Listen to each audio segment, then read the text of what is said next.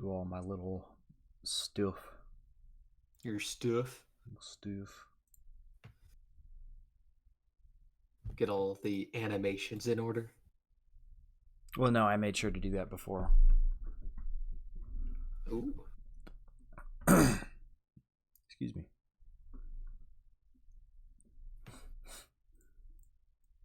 How's your day been?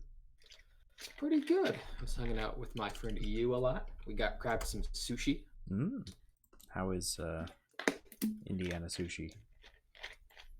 Oh, we went to what was the name of it?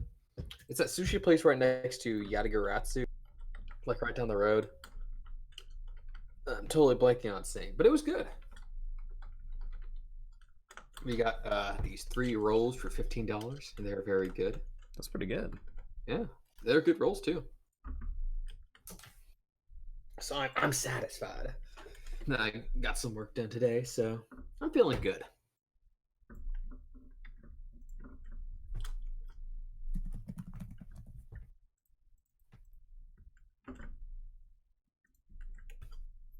All right, got the group me things out. Excuse me. That was not what I meant to close. Just closed. Oh, Audio Shop went live. Hey, there we go. We're on the record. Oh God, I'm making noises. Okay, there we go. Next, I closed the notes. My notes. My notes. Totes my goats. Recently closed. It's a lot harder to get to the recently closed tabs in Firefox than it is in Google, but oh well. Oh well. Oh well. Oh, so it sounds like a pretty good day. What's your Thanksgiving plans coming up? Lay 'em on me. Well, on Thanksgiving Day, going to my grandma's. Ooh, does she live in town, or is that out of town? She lives out of town, Fort Wayne, so bit of a drive. But going up there for Thanksgiving Day, and then that weekend is my dad's side Thanksgiving, and usually we host it, but somebody else is hosting it this year. So going there, not sure where that is, but that'll be nice. Although they kind of decided, sorry, I'm moving my mic here for a second. They kind of decided late. So my parents were already preparing a ton and like had a turkey ordered and all that jazz. And then they're like, "Oh, we'll do it." I'm like, "Oh, okay." Like, who's they? Your parents? No, my cousin. Oh, well. I guess that 'tis the season for giving, huh? Yeah. Thankfully, the guy we get our turkey from's a friend. So like, "Hey, would be a big deal if we canceled our order." He's like, "Oh, actually, no, I got like 10 people lined up that I had to turn away." So, okay, good. Hey, well. He's a very good chef. Ah, you have a history. No, he's a family friend. No relation. Okay. Well, that's a history. Is it a history? Oh, with the person. Okay, yeah. Yeah, with the person, not the Yeah. with the chef. Yeah, I ate at his restaurant on my birthday. He specializes in meats. He has the meats. Mm-hmm. Ooh. Oh man, I could go for some food too. I know I said that after having sushi today, but I do have some peanuts that I picked up. So maybe I'll just munch on those after the stream. You know what the hey, maybe I'll do it during the stream. Order and start eating. Order a pizza, I'll just smack it down right here. But yeah, so sounds like you got some good plans coming up. Yeah. Gonna eat well. Does the Long family have good food? Oh yeah. Basically, all they do is eat. So they've got experience, is what you're saying. Yeah. Same with my mom's side. So. Yeah, so it runs in the family. No. You got any exciting plans this week? I'll just be going down to Ohio to visit some family. This is a tradition. with my mom and dad. So I live in the same town over there. So Huh. yeah, so get 2 Thanksgivings. Get to visit family from both sides and enjoy some good food. My aunts know how to cook up a storm, so I'm excited. That should be fun. Oh yeah. Well, hey, it's free good food. I'm not Yeah. going to complain. I'm not picky. I can't be picky. Yeah. I don't have the money to not be. Matt saying happy birthday. Is this stream? This isn't 1 year old, is it? No, we started in April. Yeah. So I'm not sure who you're saying happy birthday. It's not my birthday. It's not my birthday. Huh. Did I forget somebody's birthday? Crap. Let me check my calendar. I'm usually pretty I good don't about think these so. things. I'll just give a coverall happy birthday to anyone whose birthday is on November 24th. No, I don't have anything on my calendar. Oh. Maybe just a general birthday. Matt's just being Matt. That seems about right. But yeah, you wanna jump right into it, right? To look at a new ELO album. Sure. It's been weird. My sister's been home because she gets the full week off, unlike you. So she's already back, I guess. Yeah, she came back on Friday. Oh, well, that's nice for her. So she gets a very nice long break. I think she has one last break somewhere else that you guys don't get. So okay, well, I guess as long as it's evened out. Yeah. All right. Doing the scene switch.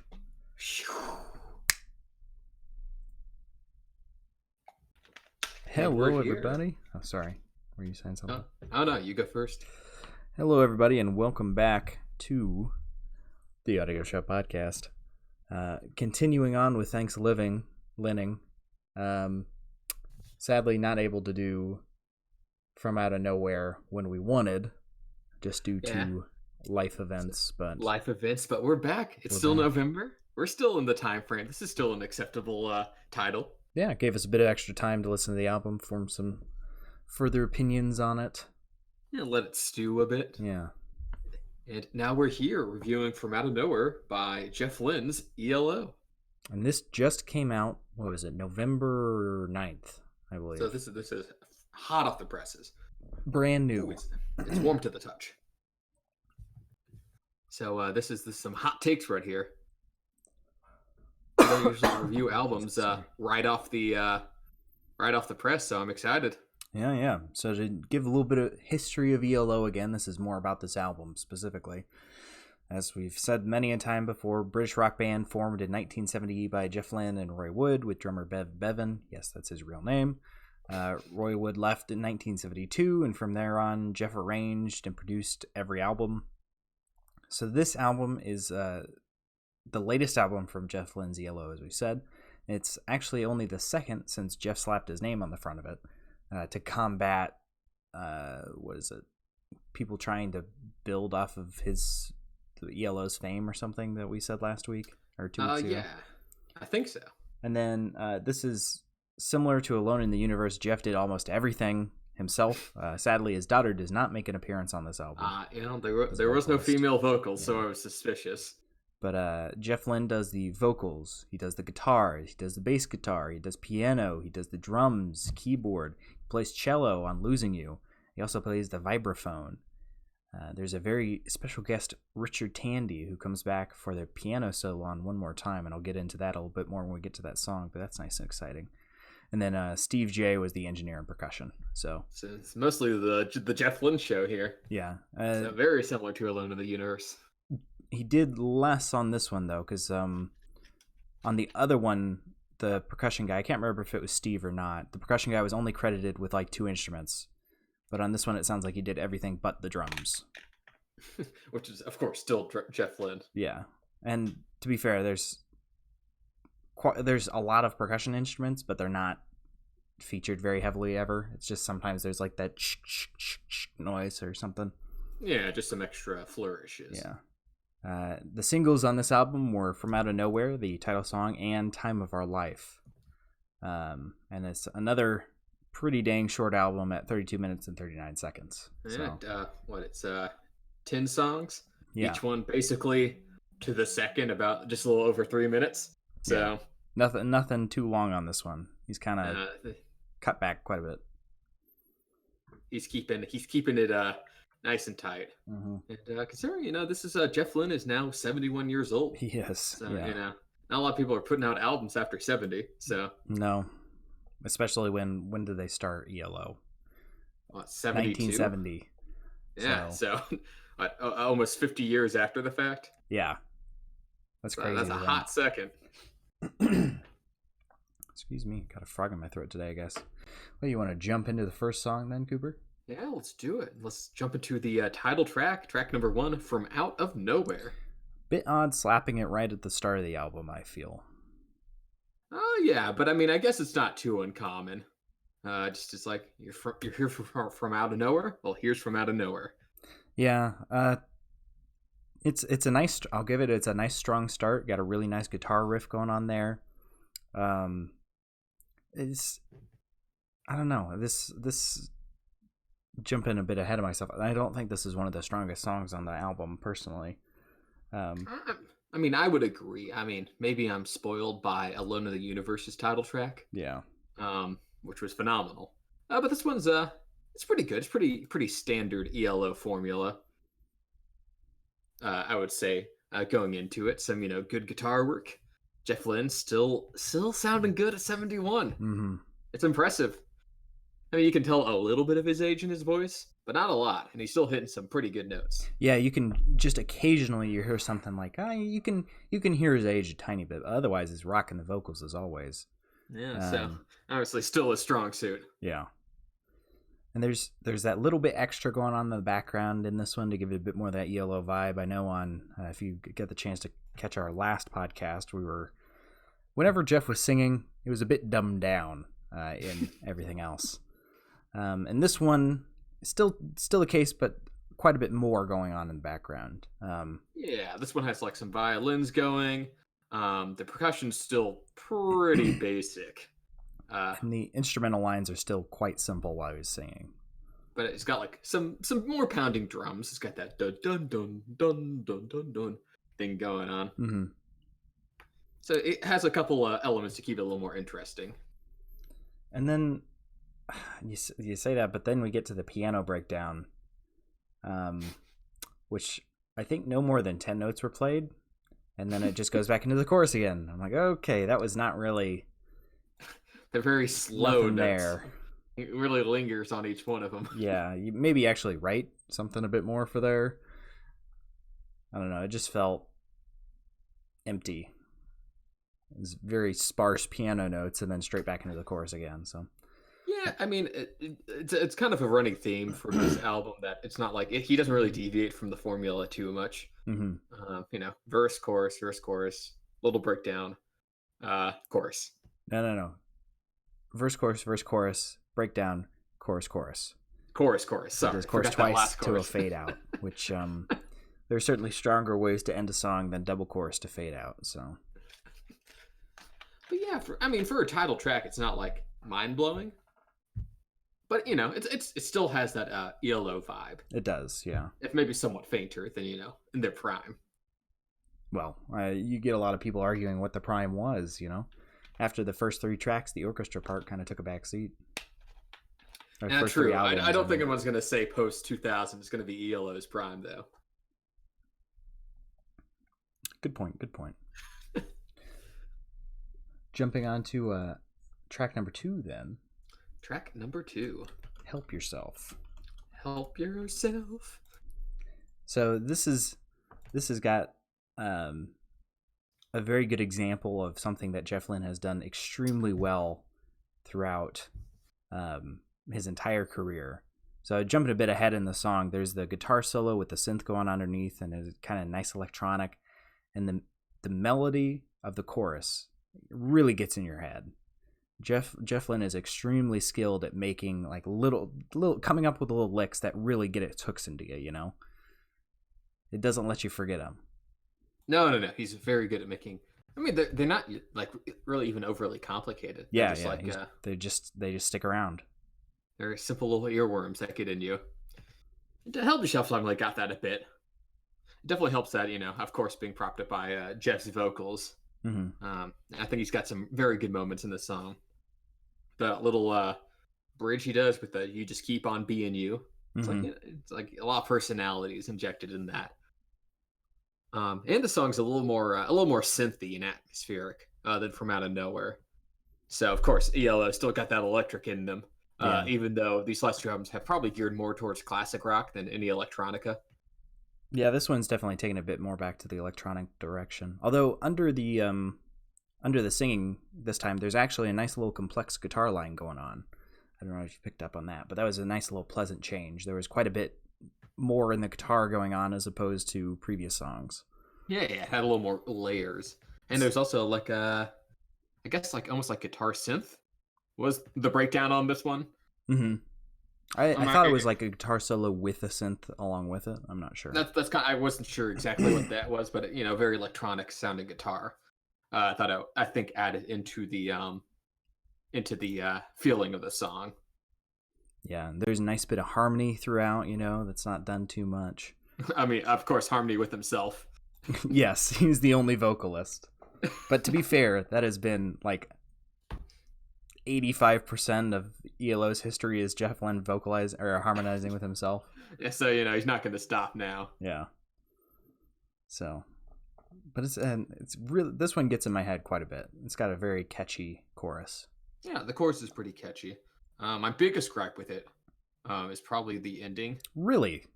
It just ends so abruptly. Which it's not like unheard of in rock songs. I think my problem with it is that it ends very abruptly and then it goes right into All My Love, which begins very quickly. So it's a little whiplashy in my opinion. See, I felt like the whiplash is much worse later on in a different one, but I actually really like the hard cut here, and you can hear because it doesn't exactly just everything cuts off. Everything has a cut, but it's at different times. So you can hear the layers end. And the last thing that ends is his vocals. I guess all happens within a second, right? But it's a really cool sound, I thought. I guess I would be a little more open to it if like All My Love maybe started a little slower. Or like had a little even like just a little snippet riff or like build up. But like it's for me at least it's a little jarring that like it ends and then All My Love just shoots back up. I guess it's a different ending than your average fade out. So yeah, I don't remember that being the case here. There's definitely one later where there is another hard cut, and then the other song the song ends, the hard cut happens right at the very end of the song, and then the next song starts immediately. So there's actually no space. But this one I felt like there's not a ton of space, but I felt like there was enough. Now this one was the most egregious one that stood out to me. But I guess whenever we get to the next instance, we can kind of compare. Yeah. Not that it's bad if the song ended like that. I just think it kind of, for me, interrupts the flow of the album. Like it's like stop, start. I feel what you're saying. A little jerky. I jump into track number 3 then. All My Love. All My Love. Different from Alone in the Universe's All My Life. Yes. Yeah, overall this album's a lot less sad. Yeah. I guess Jeff Lynne's in a better place, which is so good for him. Though I do feel like that takes away a lot of the emotion that made Alone in the Universe so great. True. Like you were saying on Help Yourself, there's still some emotion in the voice, but I will agree there's definitely not as much as there was in Alone in the Universe. This album definitely does not feel anywhere close as like personal as Alone in the Universe. Yeah, this one is feels a bit more detached. Even later on, the song after this one, I'll make a comparison, but it felt extremely impersonal. But yeah, which it's not like every album has to be like coming straight from the heart. Yeah, but it's appreciated when it feels a less like, oh, this is a rock star that's just generically singing about love, kind of like All My Love. Yeah, a very different sound for Jeff. A very repetitive guitar line with somehow even more simplified percussion. And the variety is provided by layering vocal lines and jumping around his range. He really shows off his range in this one. Oh yeah, he's definitely got good range, and I do appreciate the almost laid back style of the song with this really nice undercurrent of melody going on. Hmm.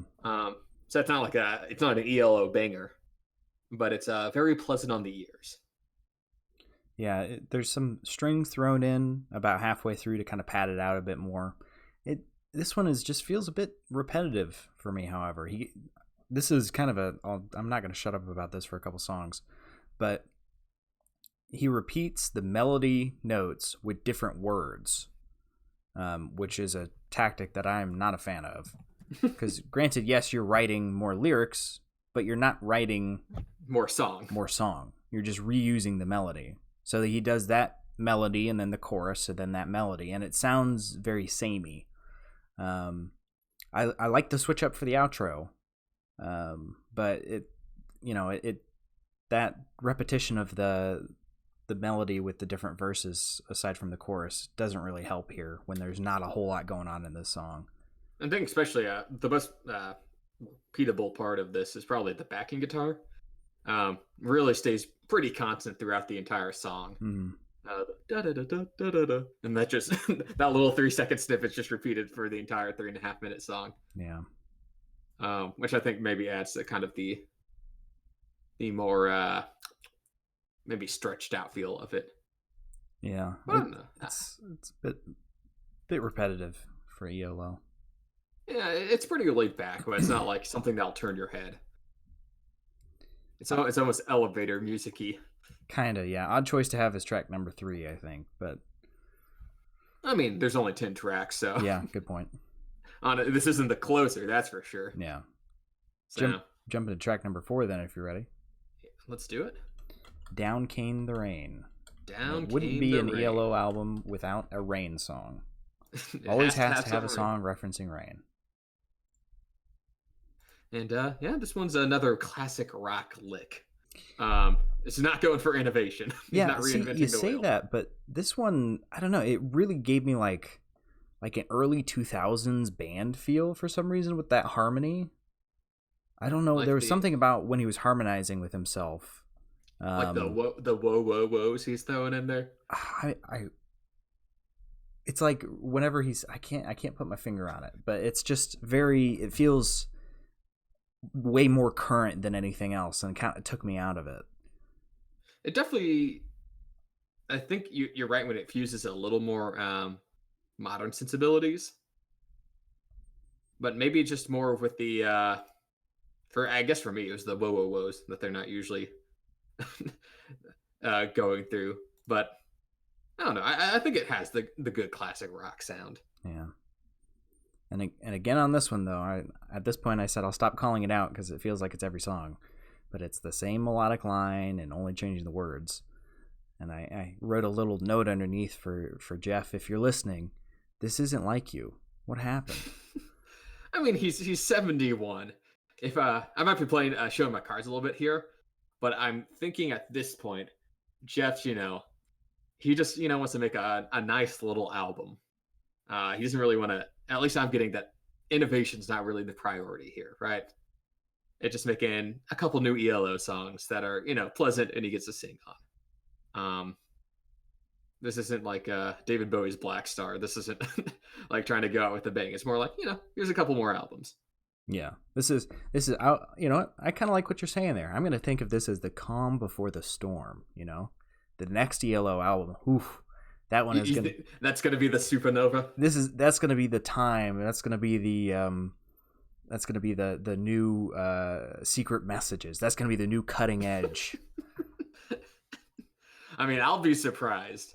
But I think, I think at this point it's like Jeff Lynne's just more like he's just making some pleasant music. Yeah. You say that, and nothing really stands this one out. This is standard guitar, percussion.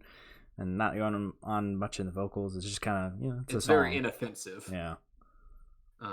There's really no progression here, in terms of song structure. Yeah. This album kind of has a tendency to take the weaker tendencies of Alone in the Universe and kind of lean into them. Mm-hmm. Unfortunately. Mm-hmm. Well, maybe we'll keep going. We'll keep going. Yeah, well, I won't speak for you. I will give the song credit. I like the part at the end where it's like the verse and chorus kind of mixed together with the clapping. Mm-hmm. I thought it was enough to keep me a little interested at the end. That really wasn't even enough for me to do it. It was not too much going on in this one. I felt it fell a little flat for me. I just appreciated it having a little something new. Yeah. Jumping to track number 5 then. Track number 5. Losing You. Losing You. And this is the song that Jeff Lynne plays the cello on. Oh, he plays the cello on this one? And it's right out of the gate with the strings. This one is kind of getting back to that. Had a bit more of that ELO feel to it at the beginning, at least. I really like the offbeat drums, and the strings continuing on with the string line evolves in the background under the vocals for once, finally again. Also, it's like the first Sad Boy song on the album. Yeah. There's only really 2 of them, as far as I can tell. But I really appreciate the emotion given on this one. This is a very beautiful song, I think. Yeah, I'm not sure what it was, but the vocals felt a little samey for me. Not repetitive, but it was just like, I don't know, maybe the chorus was repeated a few times too often. I couldn't put my finger on what it was. The vocals didn't have enough variety in this one for me. I'm not sure what I was looking for, but it just wasn't there. I mean, he doesn't exactly go any crazy places, but maybe I'm more appreciative of the emotion of the song. Yeah. It's not like he hits any crazy high notes. Yeah. There's that ooh in the middle that I like. And yeah, but it has all these really nice flourishes, I think. It's a very glistening song, and like you said, it has a cello on it that adds a kind of a different flavor. And honestly, I feel like this song's the most fleshed out of all of them. Really? If I had to choose one. I feel like you're incredibly wrong. I do enjoy the song, however. It's nice and relaxing. But if I wouldn't just sit and listen to it. It's not that kind of song, Oh, I would. Really? Yeah, I thought it was a very good song. I don't know. I like the interplay of the instruments on this one, and it's just kind of having a different emotion than the rest of the album. For me, it felt like this one could be on Alone in the Universe. I'm gonna disagree with that. This is definitely still not a strong song. Oh, well, I'll have to disagree, but I guess beauty's in the eye of the beholder. It's okay to be wrong. Jumping on to track number 6. One more time. Not the Daft Punk song. No, this is not Daft Punk. Does this begin with a little sci-fi plane taking off noise? I thought it was like an engine rev. I was really confused. But then I don't know if you remember last week where I was reading out parts of the interview with Jeff Lynne about Alone in the Universe. Yeah. And we got to a point it was like, so this is the rocker of the album. I always, we're a classic rock band. I always felt like we had to have one rocker song, and this is the rocker of the album. Yeah, this one's definitely got the most rockabilly type sensibilities. Yeah. Though, I'll give him credit where credit's due. He just goes some interesting places with it, with kind of adding in these synth sections that I think spice up the song a bit. So this is actually the song that Richard Tandy is in, and Richard Tandy is the original keyboardist for Electric Light Orchestra. Okay, well, you can definitely tell this. You can definitely tell there's some good keyboard work on this song. So he was what is it? He was on Out of the Blue. That's the only one I remember from the list off the top of my head, but it was a list of the really famous ones, And he is the keyboardist. So he came back for this one, and this one sounds much more. I felt it was kind of Zoom-esque, the 2001 reunion album. Oh yeah, I can see that a little bit more. And Jeff was doing his old call and response where he would sing in the very high response. That's very classic ELO. And I don't know if you picked it up, that electronic string lick at 115. Yeah. That was Phantom of the Opera. Oh, I did not catch that. Mm-hmm. I've never seen Phantom of the Opera. I was like, I swear I've heard that before, and it's the Phantom of the Opera lick, which was actually stolen from To You by Ray Rep, but the guy who made Phantom of the Opera had more money and sued him. So. Oh, this is America. but then that there's that really strong, beautiful electric string lick with, Richard Tandy going crazy, and then there's that piano solo that happens right after it, which is a single note. can you call it a solo? It's more like I mean, he moves on from the single note eventually, but it went on for a bit too long with that one note. well, I mean, it's a more common like kind of rock trope, especially from like the 50s. Yeah. But yeah, the synth sections are heavily outshine the rock sections on this song. Yeah, this one felt much, much more like a bit more classical ELO. And since it's kind of a reunion song, I really wish Richard Tandy was on this album more. I feel like it could have used it, but I mean, obviously, I preferred the Richard Tandy section of this song more than the Jeff Lynne section of this song. Yeah. So maybe I'm just getting Jeffed out. Yeah, Jeff Lynne might be the producer behind it all, but there's a reason the old albums are much more complex. They're so dense. It's because there's more minds working on them. Yeah. I mean, when you have one guy behind a vision, sometimes that can lead to really creative things, but sometimes you can kind of pigeonhole yourself, right? Right. And I think this shows that have a little more talent come in outside of Jeff. Yeah, because it's not like the other members never contributed anything. It was just Jeff Lynne was the producer and he wrote the lyrics. They probably wrote a lot of their own lines. It's not exactly like this album, especially, is not exactly like the lyrics are going to be the things bringing you in. Yeah. Well, you say that, but we can jump to track number 7 if you're ready. Oh, let's do it. Sci-Fi Woman. Sci-Fi Woman. The lyrics in this one are pretty dang strong. They are. They're probably the strongest here, just because it has a little more fun. It's kind of reminds me of Time, Actually, you know what, you say that, but this one immediately reminds me of Send It from Balance of Power, because of that. It's got the same instrumentation, that kind of synth, kind of plucky synth. I don't know how to describe it, but it's got the same instrument, and immediately I'm like, I've heard this instrument before on ELO. Who was it? So I had to go back and search and found it. So. Well, it's been a hot second since I've listened to Balance of Power, so. Yeah, and I was actually scrolling through. It's a hell lot better than I remember. So I think we might have to do that one at some point. Cause, are you getting Stockholm Syndrome? No. But I was like going through, because I used to listen to it quite a lot. And I'm like, oh yeah, that's a good song. That's a good song. Wait a second, isn't this supposed to be the bad album? Where's the bad songs? And then there were a couple of them like, oh yeah, that's a pretty bad song. But then other ones are like, actually, quite a few of the songs on this album are really good. Like So Serious, that's a great song. Anyway, getting off topic. But yeah, Sci-Fi Woman's a little more, in terms of like lyrical quality, it's a little more fantastical, obviously. Mm-hmm. Yeah, it's got some nice guitar work sprinkled throughout the song with a solid solo at the 2-minute mark. I just wish more of that guitar work was happening under the singing. It always happens where Jeff Lynne stops and then the guitar work starts. Yeah, it's kind of like maybe he's doing both at the same time. He just does it all in one take. So one take. He's playing the drums and playing the guitar at the same time. Yeah, but besides the more interesting lyrics, I mean, the song I don't think does anything too interesting overall. It's got some like blippy bloop sci-fi sounds going on, but overall it's pretty bog standard. There's that acoustic that kind of comes in after the guitar solo. That's pretty nice, I suppose, but it doesn't really do anything that I think makes it stand out among the last 20 songs Jeff Lynne has made. It's a good one, I think. I like it. No, it's not bad. I just think if you asked me to name something special about it, I probably couldn't. To each their own. Jumping to track number 8 then.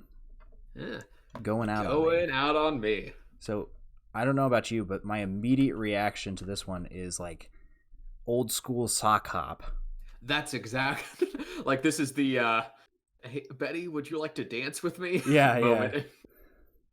Which is a very interesting sound to go with. And then of course they got the old school sock hop and then they put strings over top of it.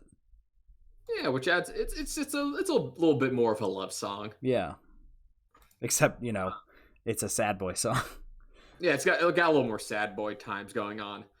But I don't know, but I've never really liked the sock hop sound or like that particular styling, so I wasn't really a big fan of the song. I thought it was interesting. I liked the way it sounded. I think the one that kind of turned me off was it has a pretty flaccid guitar solo. if you can call it that. Yeah, that solo definitely could have been longer and a bit more full. It feels kind of like, okay, here comes the break. He Yeah. like plays a couple of cards, like, okay, break's over. I will say at the 120 mark, he really gets up there. Like that was how he sang, because the earlier you go with the ELO, the higher Jeff Lynne gets. Is kind of the way it is. The higher is able to get. Well, no, because at 120 he just jumps right back up to where he was. So he's just slowly been progressing down to kind of maybe soothe his vocal cords, but he can still hit that crazy high stuff. Oh yeah, he just doesn't do it as often anymore, Yeah. which is understandable.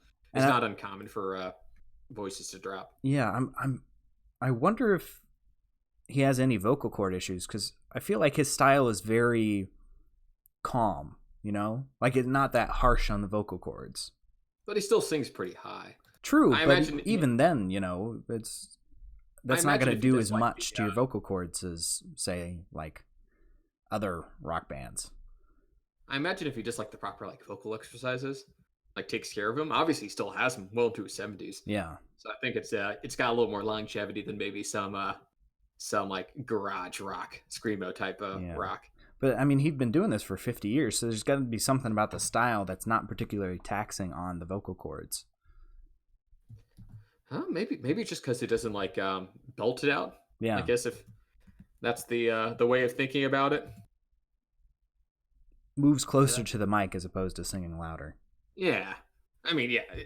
ELO's never been like or Jeff Lynne's never been like one to do Aerosmith type of screaming, singing, you know? So maybe that helps to ease it a little bit. Yeah, overall, I thought this one was a nice little ditty. I like the bit of a different sock hop vibe thing that they had going on.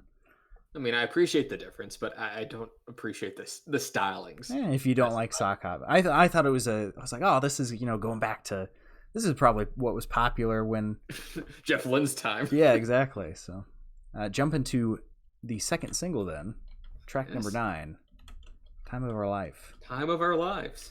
And this is a very good song, but holy crap, I cannot get over how freaking dumb the opening lyrics are. Your favorite opening lyrics. You know, I want to meet Phil. It's like the song is so good, but the opening is so dumb. I just can't. Let me pull these up so we can read them again, and just remember how bad they sound when spoken. So the opening lyrics are: "Went down to London town to play our music at the football ground.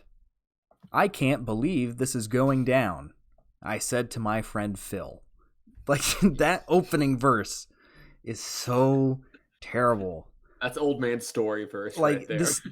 This song, I think, is one of the strongest songs that's been released by Jeff Lynne for a while. But holy crap, the lyrics needed to be workshopped more on this. Like, everything else is amazing. Like, he really brought everything else up a notch.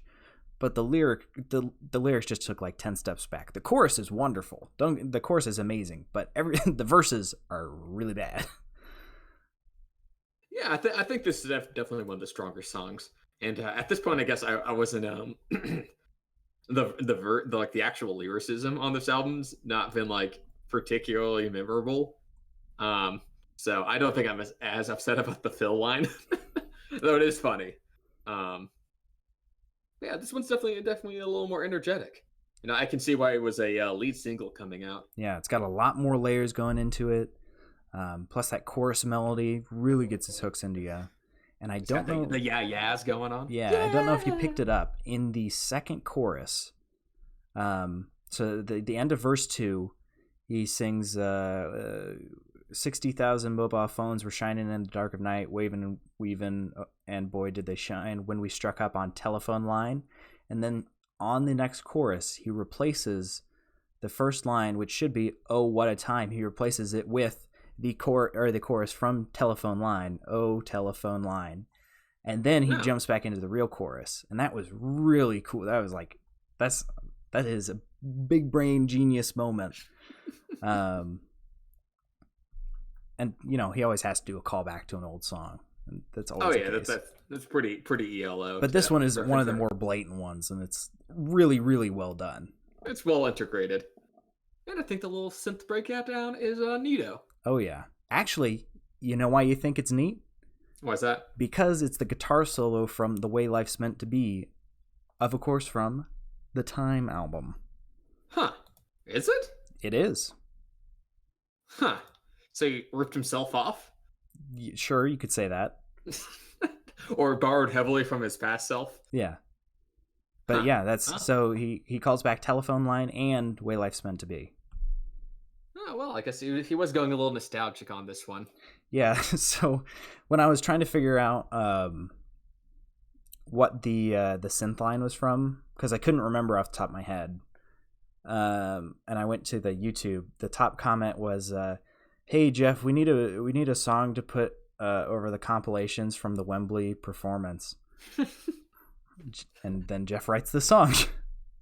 It feels very. It definitely feels like a performance. Yeah. I'll say I've never been a fan. They do this at the end of the song. I've never been a fan of whenever a clearly studio produced song adds in like stadium cheering. Well, okay, so the reason behind that is because this song is written about the Wembley, I don't know how to say it, performance that was in Britain. Right. Before the first, the 2018 tour, he did a big performance in Wembley.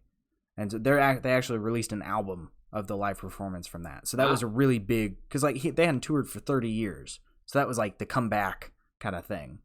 Huh. Well, I guess that's a little more acceptable, but I'm still not a super big fan. It feels like I feel like it's like the music equivalent of like having a laugh track on a sitcom. Yeah. Like it's kind of fake energy to add. Yeah, but I mean, it was trying to call back to that performance. Given the subject matter, I guess it's acceptable. Because I'm guessing 60,000 people were at, how do you say it? Wembley, Wembley. Yeah, it's That's Wembley. it. Yeah. Yeah, Wembley Stadium. Yeah. But yeah, it's basically just written about that performance. With his friend Phil. Yeah. Don't win your next song, Jeff. Sure thing, Phil. Yeah. You're making the album. It's a good song, but it just could have used a bit more workshopping on the lyrics there. Yeah, but overall, it's one of the better songs in the album. But going from there, we can hit up track number 10, the last track on this album, Songbird, which is the last song and the last Sad Boy Hours song. Mm-hmm. Honestly, surprised he didn't title it Bluebird something, but Yeah, not one song title on this album has the word blue in it. Yeah, well, I say Bluebird because Bluebird is Dead, Bluebird. There's a lot of Bluebird songs spanning across multiple albums. So maybe thought it'd be too on the nose. I mean, yeah. He's never shied away from that before. That's true. But yeah, this one's a slower song, obviously. Mm-hmm. It's got some nice violin work. Of course, Jeff's still got his emotional singing going on. So this one is the one that gave me whiplash. Because Time of Our Life ends, like the song ends the last second of the song. Like there's no black space. And then Songbird immediately starts. Yeah, no, so you're right. There's actually no space between these songs. Yeah, it's pretty abrupt here too. I think I can understand why it's more noticeable here for you, given that Time of Our Lives and Songbirds are very different types of songs. Mm-hmm. Like Time of Our Lives is like a straight celebration of woo stadiums, and Songbirds like sad. Yeah, and they almost overlap. There's actually no space. Like imagine if you're listening to this on a vinyl, right, or anything that doesn't have the slight bit of latency that I was listening to, because like I have it downloaded on my phone. And when I was listening in the car, it was immediately the last note of Time of Our Life ended, and then Songbird starts on the same beat. So it's way abrupt. Yeah, I can understand that. Maybe I don't know. This doesn't really strike me as like an album experience type thing. No, which is unfortunate, especially with some of the like those abrupt cuts and then immediate next song. I think it's also obvious with the fact that while From Out of Nowhere and Songbird are perfectly, okay songs, they're nowhere near as strong or like this should be an opening or an ender Mm-hmm. as When I sorry, Was a I'm Boy blanking. and Alone in the When I Was Universe. alone in the universe. Yeah. Like I feel like you could swap any of these out, um, and the order wouldn't really matter. Yeah. Well, except for a couple of them, putting those at the front or the end would very much sour the experience going into it. Yeah, you wouldn't end on your weaker songs, but Yeah. still, it's not like Songbirds. It's pleasant, it's nice, it's got the violins. Yeah, Uh, but I would say it's got probably the strongest guitar solo on the album. that is true. It does have that going for it. But this album hasn't really had any stellar guitar performances either, I feel. That's a good point. But Uh, it's very moving guitar solo, I think. yeah, so it has that, but it's overall. And then I don't know if there's that It's got my emotions on swooping a lot this noise. album. Did you hear that? The what? There's like that swooping noise every once in a while in the background. Swooping. I don't remember You swooping. might have to go back and listen to it, but it was really out of place for the style of the song. It sounded like a chord being played on guitar and then sliding up to increase the pitch. Oh yeah, okay, I know what you're talking about Yeah. now. Yeah, it seemed like it's like a little more raw than this song was kind of like going for, Yeah. like having that guitar distortion in a song that's a little more mellow and like clean. It's a little bit of clashing ideals. Yeah. Although I will say the chorus is a nice contrast from the rest of the lyrics in this, given some nice variation back and forth. Excuse me, because the chorus had a little bit more energy than the lyrics. Yeah, the chorus was good. I mean, this is a fine song. Yeah, I think it's a pretty strong song to end on. It's definitely one of the stronger songs on the album. Yeah. Could be even stronger if you just put a little bit of just black space at the end of Time of Our Life. Just yeah, just Add a 1 little more second. build 1 up, second's all we something. need. You don't have to fade, Yeah. do the hard cut, 1 second nothing, and then Songbird. Sam, we can't let this album go above 34 minutes. It wouldn't. gotta- 1 second would bring it to 32:30. It's 32:29 right now. I mean, looking at the song times, they're all within 30 seconds of each other. It's pretty on the dot. Yeah. So it doesn't exactly try to make a long or even a short little sketch. Yeah. Which I think, honestly, I hope he does if he makes another album. Just something to kind of, break it up. Yeah, I really enjoy, 2001 onward with Zoom and Alone in the Universe and now From Out of Nowhere. And I will say every time I've listened to it, I've liked it more. So it's growing on me. But with this album, it really is making me miss. I mean, I wasn't alive, so it's I've only listened to them, since I've been alive. But Back in your youth in 72. yeah, it's making me miss the album experiences, like Secret Messages. Holy crap, that song one blends into the next, and it's where it's an album experience versus just a collection of songs. Just a bunch of songs that he wrote.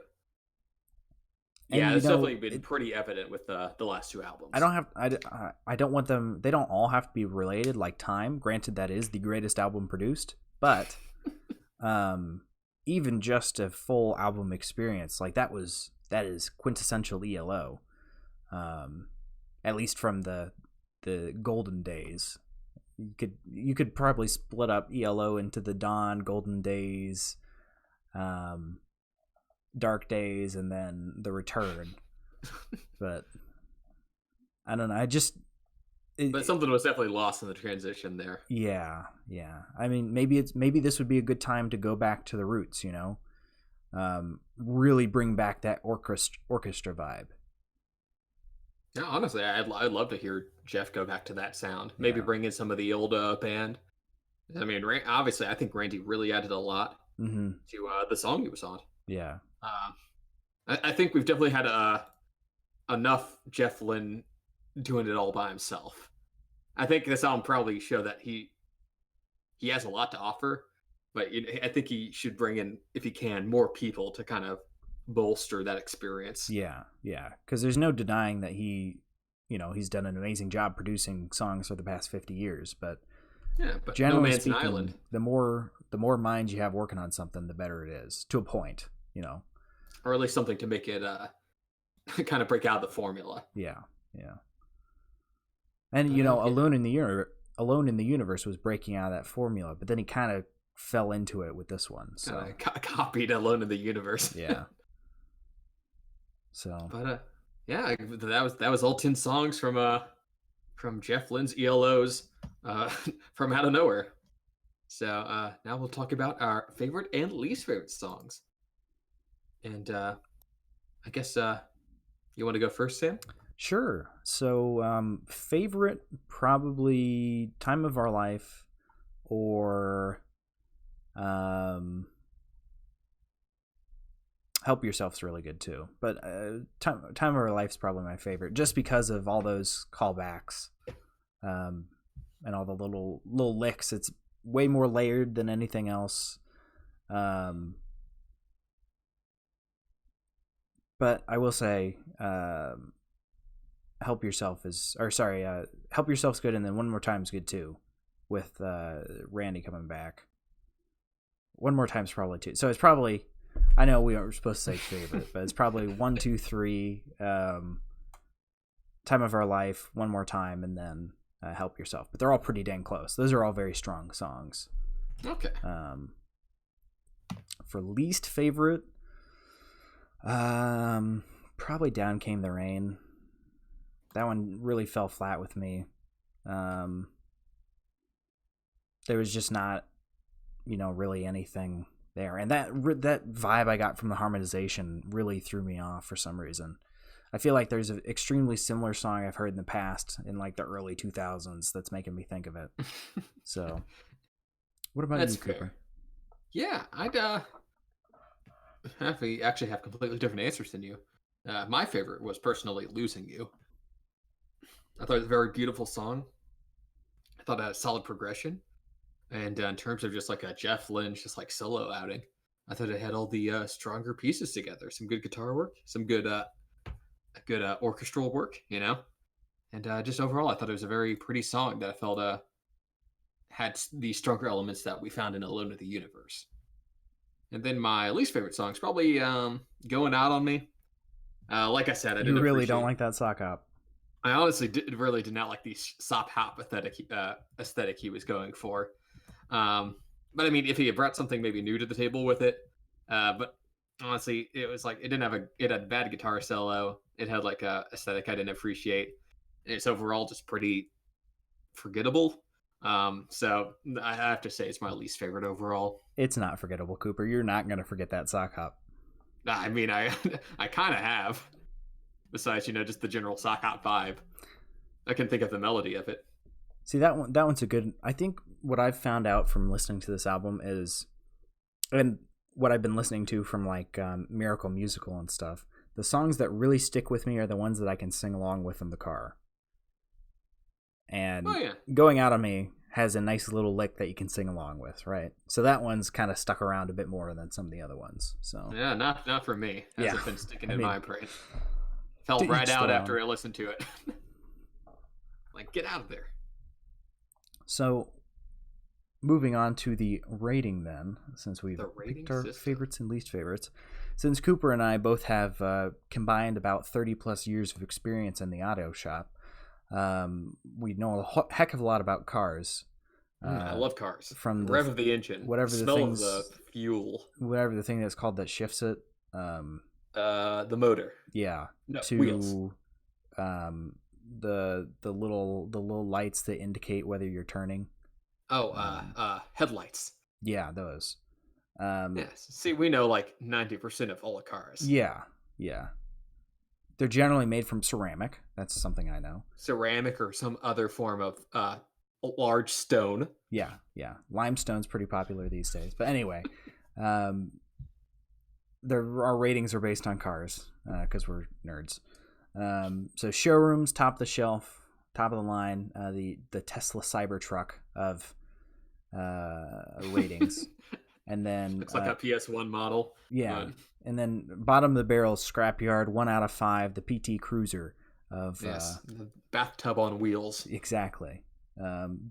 Of ratings. So Cooper, with this album in mind, obviously it's hard to rate it in a void. You're going to take into account the extensive history of ELO.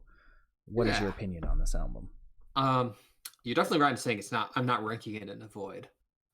Since the previous album we listened to was the previous ELO album, Alone in the Universe, which I was very fond of, and I thought was a very strong outing. Obviously, it had some faults. It wasn't perfect, but I think for someone who's hasn't released an album in over 10 years, it was a great album that was fit comfortably within the ELO discography. So I kind of was comparing From Out of Nowhere to that. And I can't really, in good conscience, say anything besides the fact that I think Alone in the Universe is like the less successful younger brother of, or From Out of Nowhere is the less successful younger brother of Alone in the Universe. I think Alone in the Universe does everything stronger in terms of emotion, instrumental work, memorable songs. Not to say this is like a completely throwawayable project, but it's definitely in the bottom half of ELO's discography. I don't think it really adds anything new or particularly interesting that wasn't already explored in Alone in the Universe. Yeah, I think overall it's just a little more forgettable, a little less polished, and not that it's a bad album. It's completely enjoyable, but it's it's kind of firstly it's a take it or leave it kind of ELO album for me. Mm-hmm. So I'll probably have to put it right at Fixer Upper. Called it. Yeah, I mean, like I said, it's just I don't think it offers anything too new, and I think Jeff Lynne may have settled in a bit too much into his own sound for this one. Yeah, I'm very much in agreement. I'm rating it slightly higher, at like new, just because, like I said, I've every time I've listened to it, I've liked it more and more. I will say it is probably, I don't know about the worst ELO album, but it's certainly a contender.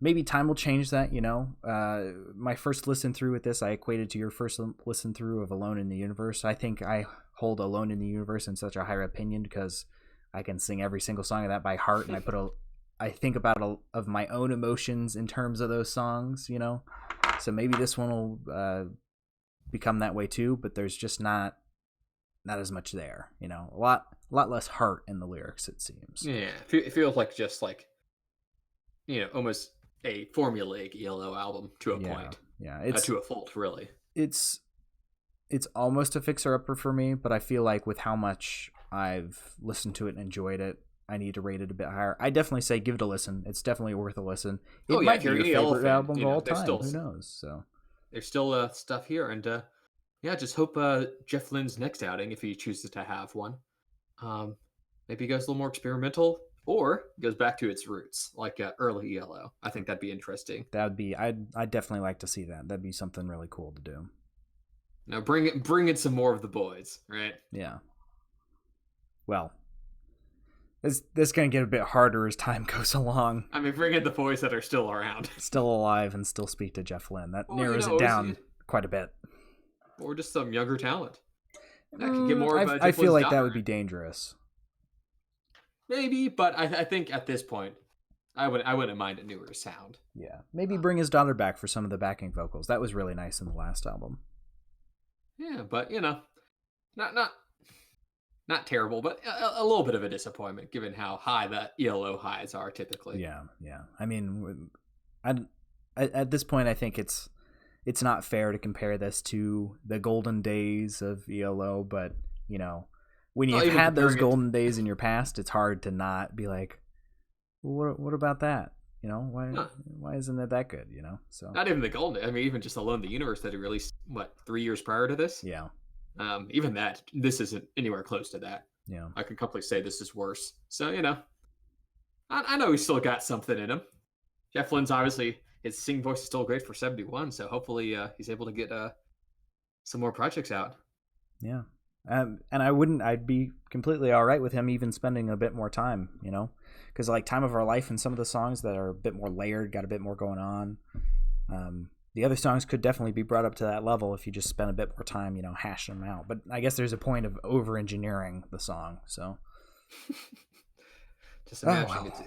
it's 2052. Jeff Lynne just turned 118. He announced Balance of Power 2.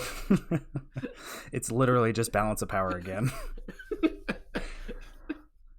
I would be okay with that. It's actually so serious, and some of those other songs are actually pretty good. But yeah, so thanks for joining us for another day of Jeff Lynning. Yeah, that's this is the last one for November. So sadly, we can't have a third episode of Thanks-Lynning, but December 1st is coming up, so maybe we'll switch over to some Christmas or something. I don't know. Yeah. But anyway, jumping on to the... We'll be... don't forget about the spare tire, Cooper. Oh, yeah, sorry. Getting ahead of yourself. So ahead of myself. Yeah, no. We can talk about this week's spare tire, which is basically just we've been listening to, just some odds and ends that we would recommend. So I guess my spare tire for the week is if you're into some more avant-garde jazz, so maybe just something a little more experimental in the jazz realm, give Matana Roberts a listen. She is a jazz musician who just released her fourth. She has a series of jazz albums called Coin Coin. Okay. She just released Coin Coin Chapter 4. And I think out of the four of them, it's the strongest. And what was her name again? Matana Roberts. Matana, That's like not Katana. It's like Katana with an M. Matana. This is Katana. This is Matana. She's got the jazz. No, but it's Matana Roberts. And if you're looking for some jazz that's like got a lot of raw emotion to it, it's a very personal tale that she tells on that album. It's got some spoken word. It's got some experimental licks on it. And it's worth checking out if you want to get into something a little different. Yeah, I'm big into jazz, so I'll definitely give that a listen. For myself this week, it's been revisiting old ELO. As I was listening to From Out of Nowhere, it was like, I want to listen to Secret Messages, or I want to listen to. Today I was doing a bit of baking. I was listening to ELO 2. So ELO 2 going way back. It's going back. That's like what, 72? Yeah. Let me double check on that. I can't remember off the top of my head. I started listening to No Answer, and I was actually, I want to listen to ELO 2, which was of course the second ELO album released in 1972. Very got it right. Very orchestra. That's back when they really leaned to the orchestra of ELO. Yeah, and there's only 5 songs, but album length 41 minutes 48 seconds. See, so it's definitely a different structure than the current one Jeff Lynne's rocking. 7 minutes, 8 minutes, 11 minutes. So it's much longer. Yeah, but yeah, I really got the Jones in for some of the old music, I don't know. It was just a craving.